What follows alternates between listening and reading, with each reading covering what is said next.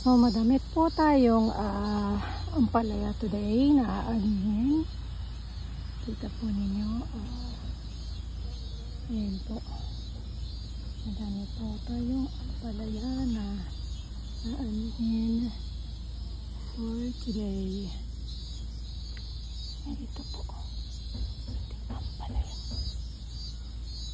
Madami po tayo ampalaya.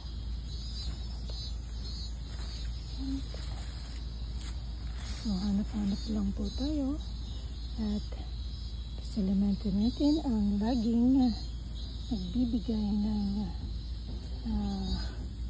bunga sa ating ampalaya.